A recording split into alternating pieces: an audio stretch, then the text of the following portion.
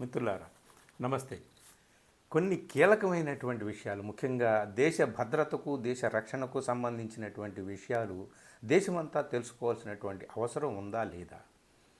అవసరం అయితే ఉంది.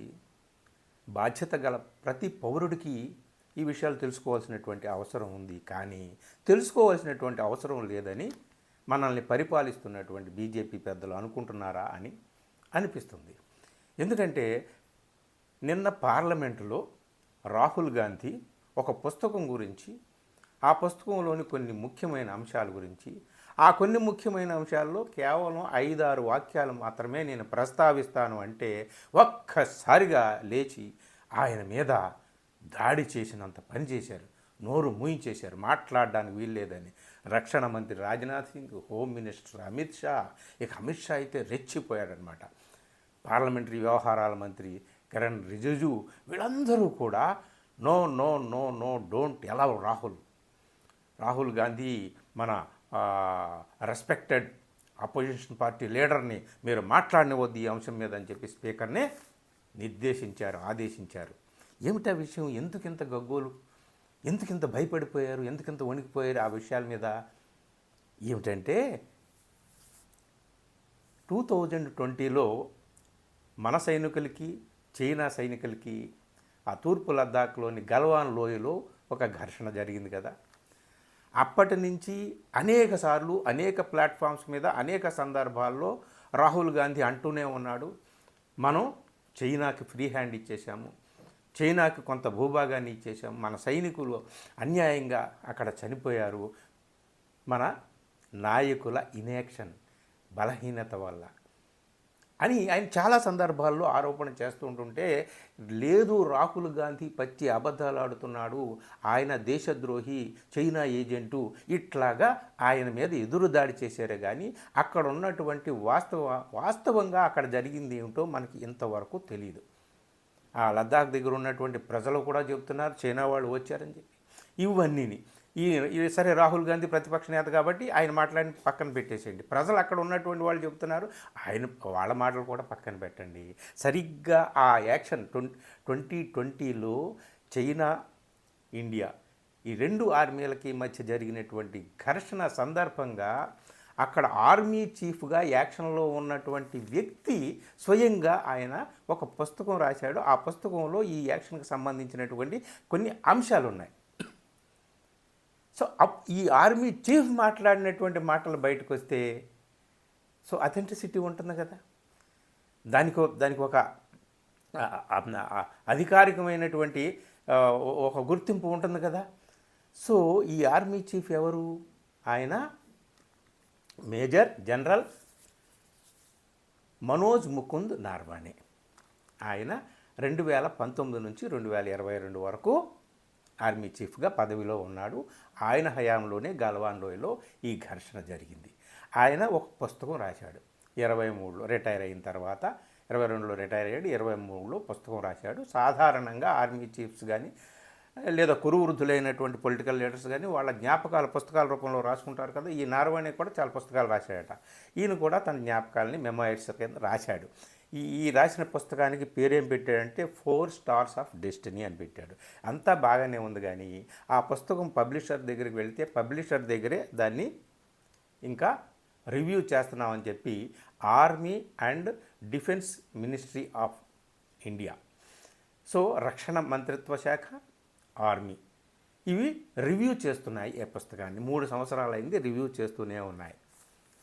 ఇక అవి ఎన్ని సంవత్సరాలైనా రివ్యూ చేస్తూనే ఉంటాయి. ఎందుకయ్యా అంటే ఆ పుస్తకంలో ముఖ్యంగా ఈ గాల్వాన్ గొడవ సందర్భంగా ఆయన వ్యక్తం చేసినటువంటి కొన్ని అంశాలు ప్రభుత్వాన్ని ఇరకాటంలో పెట్టేటట్టుగా ఉన్నాయి.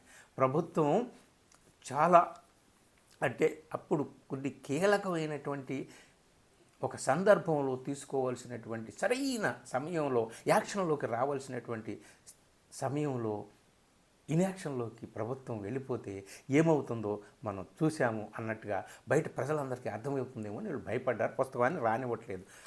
సరే, ఇందులో ఆ గల్వాన్ గొడవకు సంబంధించినటువంటి కొన్ని మాటలు లీక్ అయినాయి, పబ్లిషర్ దగ్గర నుంచి లీక్ అయినాయో, ఎలా లీక్ అయినాయి కొన్ని మ్యాగజైన్స్లో వచ్చేసినాయి. ఆయన రాసినటువంటి ఆర్మీ చీఫ్ రాసినటువంటి నార్వానే రాసినటువంటి పుస్తకంలో కొన్ని అంశాలు బయటకు వచ్చినాయి. దాన్ని పట్టుకుని రాహుల్ గాంధీ మాట్లాడుతుంటే చూడండి, రాహుల్ గాంధీ దేశ భద్రతకు, దేశ రక్షణకు సంబంధించి ఇట్లాంటి విపరీతమైనటువంటి వ్యాఖ్యలు చేస్తున్నాడని చెప్పి, సైనికుల మనోధైర్యాన్ని దెబ్బతీస్తున్నాడని చెప్పి, ఈయన దేశద్రోహి అని చెప్పి ఈయన మీద రకరకాలుగా విరుచుకుపడ్డారు. ఇంకా అది విరుచుకుపడుతూనే ఉన్నారు.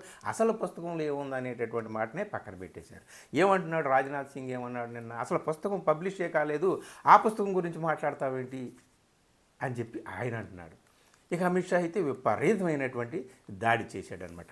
ఇక్కడ మనకు తెలియాల్సినటువంటి విషయం ఏమిటంటే, బయట లీక్ అయినటువంటి, ఆ పుస్తకంలో లీక్ అయినటువంటి విషయం ఏమిటంటే, అది కూడా మనం పూర్తిగా నిర్ధారించలేము. ఆ విషయాల్ని నిర్ధారించాల్సింది నేను రాశానని చెప్పి ఆర్మీ చీఫ్ లేదా ప్రభుత్వం, వీళ్ళ రివ్యూలో ఆ పుస్తకం ఉంది కాబట్టి. ఏమిటి అంటే, కీలకమైనటువంటి ఒక విషయం ఒకటి మనకి బయటకు వచ్చింది. ఏమిటి అంటే, బయటకు వచ్చినటువంటి లీక్ అయిన విషయాన్నే మనం మాట్లాడుకుందాం. అది కరెక్టా కాదా అనేటటువంటిది కాదు. సరిగ్గా 2020 జనవరి 31వ తేదీన 4 చైనా ట్యాంకర్లు మన భారత సైన్యం అధీనంలో ఉన్నటువంటి భూభాగం వైపు దూసుకొని వస్తున్నాయి. ఈ విషయాన్ని ఆర్మీ చీఫ్ నార్వానేకి ఫోన్ చేసి చెప్పాడు. ఎవరు? Northern command, Indian army northern కమాండ్గా ఉన్నటువంటి lieutenant general Yogesh Joshi phone చేసి చెప్పాడు, 4 ట్యాంకర్స్ వస్తున్నాయి చైనా మన వైపు, ఏం చేయాలంటే ఇమీడియట్గా యాక్షన్లోకి దిగాలి. ఈయన ఆర్డర్స్ ఇస్తే ఆర్మీ చీఫ్, కానీ ఆర్మీ చీఫ్ కూడా ఆర్డర్స్ ఇవ్వలేడు. ఎందుకంటే వాళ్ళు వస్తున్నారు, సైలెంట్గా వస్తున్నారు. ఇది ఏం చేయాలి ఇప్పుడు? మనం యాక్షన్లోకి వెళ్ళడం అంటే కాల్పులు మొదలు పెట్టాలి, అవతల కాల్పులు జరుగుతాయి.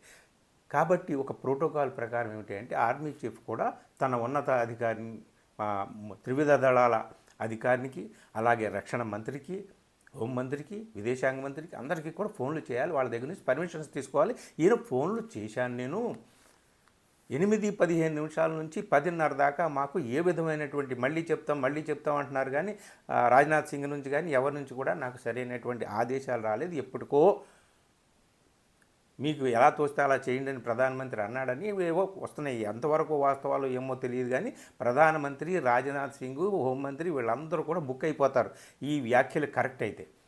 సో కీలకమైన 2 గంటలు అక్కడ సమయాన్ని వేస్ట్ చేసింది ప్రభుత్వం అనేటటువంటి విషయం ఈ వెలుగు చూసినటువంటి లీక్ అయినటువంటి అంశాల ద్వారా అర్థమవుతుందన్నమాట. అది దొరికింది.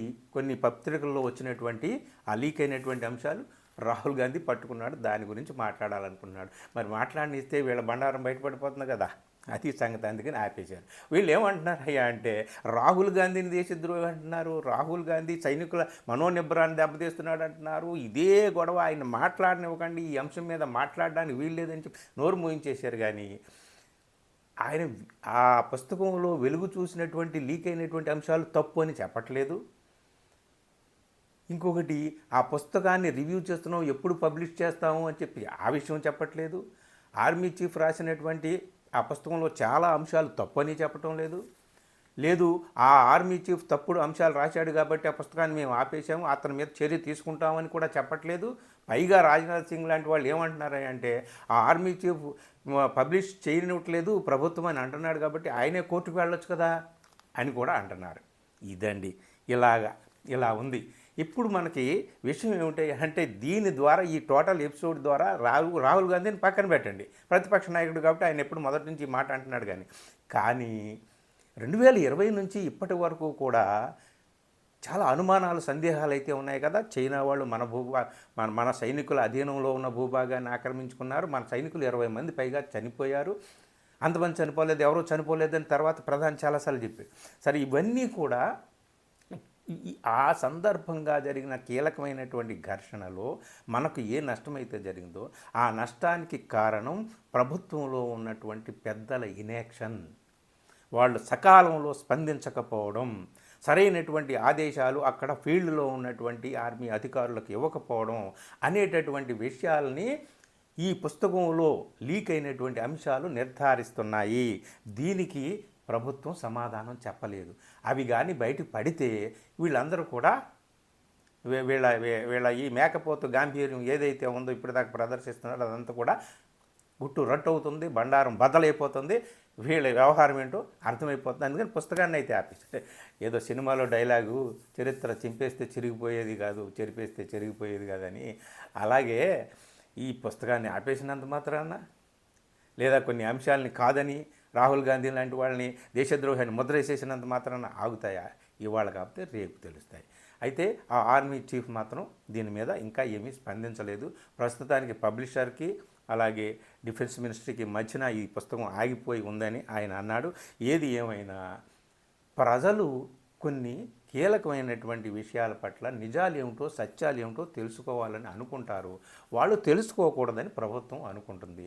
ప్రజల్ని చాలా విషయాల్లో డార్క్లో పెట్టడం అనేటటువంటిది మన వాళ్ళకి తెలిసినటువంటి, ముఖ్యంగా మన ఏలిన వారికి బీజేపీ పెద్దలకు తెలిసినటువంటి మహావిద్య. మొత్తానికి ఈ ఆర్మీ చీఫ్ రాసినటువంటి ఈ పుస్తకం 4 స్టార్స్ ఆఫ్ డెస్టినీ ఎప్పుడు వెలుగులోకి వస్తుందో అప్పుడు మాత్రం నిజాలు తెలుస్తాయి. కానీ వెలుగులోకి వస్తుందా రాదా అనేటటువంటి అనుమానం మాత్రం అందరికీ ఉంది. వెలుగులోకి అయితే ఇప్పుడప్పుడే రాదు. ఇది మిత్రులారా, రాహుల్ గాంధీ ఏం గొడవ చేశాడు పార్లమెంటు అనేటటువంటిది కాదు, కానీ అస్సలు విషయం ఏమిటి, గల్వాన్లో ఏం జరిగింది 2020లో, అప్పుడు జరిగినటువంటి నష్టానికి అసలు కారకులు ఎవరు, ఈ విషయాలు మాత్రం మనకి ప్రపంచం మాటల దేవుడెవరు మనకి భారత ప్రజలకు, ప్రతి భారత పౌరుడికి తెలియాల్సినటువంటి అవసరం ఉంది, తెలుసుకోవాల్సినటువంటి అవసరం ఉంది. కానీ పుస్తకం వెలుగు చూస్తుందా లేదా, దానికోసం మాత్రమే మనం ఎదురు చూడాలి. Thank you.